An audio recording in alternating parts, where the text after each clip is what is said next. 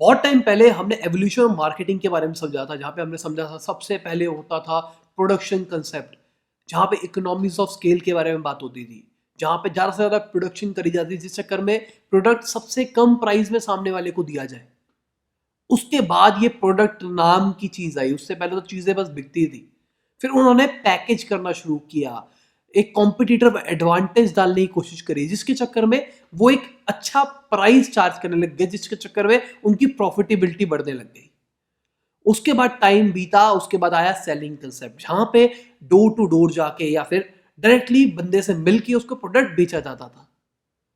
उसके बाद टाइम बढ़ा, उसके बाद मॉडर्न डे मार्केटिंग कंसेप्ट आया, जहां पे हम सामने वाले की नीड समझते हैं, उसके हिसाब से अपना प्रोडक्ट बनाते हैं, उसको राइट प्राइस पे देते हैं, राइट प्लेस पे देते हैं, राइट टाइम पे प्रोडक्ट उसको अवेलेबल कराते हैं। तो ये सब तो हम पहले समझ चुके हैं। अगर डिटेल में समझना है ऊपर वीडियो को चेक कर लेना। तो आज हम बात करने वाले हैं होलिस्टिक मार्केटिंग के बारे में, जो कि इसका एडवांस लेवल है। होलिस्टिक मार्केटिंग क्या कहता है? ये जितने भी कंसेप्ट हमने अभी तक पढ़े हैं, जितना भी कुछ भी पढ़ा है, हम एक मार्केटिंग पूरे के पूरे प्लान को होलिस्टिक वे में लेके चलेंगे। होलिस्टिक वे का मतलब सब कुछ इकट्ठा लेके चलेंगे। आज के टाइम पे भी बहुत सारी ऐसी कंपनियां हैं जो कि हमारे पुराने वाले कंसेप्ट के ऊपर चल रही है। कई कंपनियां मार्केटिंग वाले कंसेप्ट के ऊपर भी चल रही है। बहुत सारी ऐसी कंपनियां हैं जो कि आज खाली ऐसी एप्पल लेके चलते हैं। ये क्या कहता है भाई, हमारे पास एक स्पेसिफिक यूएसपी है, तो हम एक प्रोडक्ट को कॉम्पिटिटिव एडवांटेज के हिसाब से महंगा करके बेचेंगे। ये एप्पल की स्ट्रेटेजी है। अभी भी इंश्योरेंस कंपनियां आपको कॉल करती है और आपको अपनी सर्विस बेचने की कोशिश करती है, तो सेलिंग कंसेप्ट आज भी जिंदा है। तो ये सारी पुरानी वाली चीजें तो जिंदा है। तो मैंने तो कह दिया ये चीज तो एंड हो चुकी थी, ये चीज एंड नहीं हुई। आज के टाइम पे इन सबको जोड़ दिया गया है, जिस चीज को हम होलिस्टिक मार्केटिंग कहते हैं। होलिस्टिक मार्केटिंग के बेसिकली 4 पार्ट है। पहला पार्ट आता है रिलेशनशिप मार्केटिंग। रिलेशनशिप मार्केटिंग का मतलब क्या हुआ? मैं एक कंपनी हूं, मेरा एक कंज्यूमर है जो कि मेरा प्रोडक्ट लेता है। मान के चलते हैं मैंने एक डिस्ट्रीब्यूटर बना रखा है, चैनल पार्टनर बना रखा है, तो मुझे इन सब के बीच में अच्छा रिलेशनशिप रखना है। This is relationship marketing. आपने देखा होगा, अगर आप कई रेस्टोरेंट के ऊपर खाना खाने के लिए जाते हैं, वो आपसे एक फॉर्म भरवाते हैं जहाँ पे आपकी डेट ऑफ बर्थ, एनिवर्सरी की डेट, कभी आपने अपनी मम्मी को या अपनी गर्लफ्रेंड को या अपनी वाइफ को नेकलेस दिया होगा, वो लिखते हैं कि आप किस ओकेजन में ले रहे हो, बर्थडे है, एनिवर्सरी है, वो सारा डेटा आपसे ले लेते हैं। अब उनको पता है आपका कब बर्थडे आता है, कब एनिवर्सरी आती है। ऑटोमेटिक तरीके से अपने आप आपके पास मेल पहुंच जाता है कि congratulations, happy anniversary, happy birthday. अगर कभी आपने बारबेक्यू नेशन में अपना एनिवर्सरी बनाई होगी, अपना बर्थडे बनाया होगा, तो आपने देखा होगा वो पहले ही आपको मैसेज करने लग जाते हैं कि आपकी एनिवर्सरी आने वाली है, 5 दिन है, उसको सरप्राइज दीजिए, अभी बुक कराइए टेबल, हम आपको 10% ऑफ देंगे, हम आपको ये देंगे, हम आपको वो देंगे। क्या है ये सब कुछ? ये सब रिलेशनशिप मार्केटिंग का पार्ट है। अगर आप हमारी सीरीज को पहले से फॉलो कर रहे हो, तो बहुत सारे एग्जाम्पल दिए हैं मैंने रिलेशनशिप मार्केटिंग के बारे में, समझ चुके होंगे आप रिलेशनशिप मार्केटिंग क्या होती है। अब अगली चीज आती है इंटीग्रेटेड मार्केटिंग। कभी भी आपने सर्च मारा होगा गूगल के ऊपर कहीं पे भी होलिस्टिक मार्केटिंग क्या होती है, वो लोग कहते हैं आपको कि होलिस्टिक मार्केटिंग होती है जहां पे हम सारे के सारे चैनल्स का यूज कर रहे होते हैं अपनी मार्केटिंग कम्युनिकेशन के लिए। हर जगह पे आपने इसी टाइप का कुछ पढ़ा होगा। पर होलिस्टिक मार्केटिंग का एक पार्ट है इंटीग्रेटेड मार्केटिंग, जहां पे हम सारे के सारे चैनल्स का यूज करते हैं। अगर मुझे अपना एक फोन लॉन्च करना है 16 दिसंबर को, तो भाई मैं किस तरीके से अपनी ऑडियंस को कम्युनिकेट कर सकता हूँ? फेसबुक पे बता सकता हूँ, ट्विटर पे बता सकता हूँ, इंस्टाग्राम पे बता सकता हूँ, गूगल पे बता सकता हूँ, यूट्यूब पे बता सकता हूँ, बैनर्स लगा सकता हूँ, होर्डिंग लगा सकता हूँ, बस के ऊपर लगा सकता हूँ, जितने मेरे स्टोर्स हैं वहां के ऊपर लगा सकता हूँ, सारे के सारे मीडिया का यूज कर सकता हूँ। मैंने सारे चैनल का यूज किया, सारे चैनल पे सेम मार्केटिंग का कम्युनिकेशन किया है कि भाई मेरा फोन आने वाला है, उसके ये फीचर्स है, ये डेट को आने वाला है।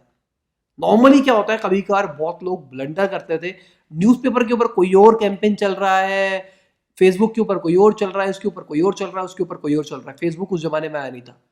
तो होलिस्टिक मार्केटिंग की अप्रोच ये कहती है कि आप जहां पे भी मार्केटिंग कम्युनिकेशन कर रहे हो, वो सारा का सारा एक ही टाइप का करोगे।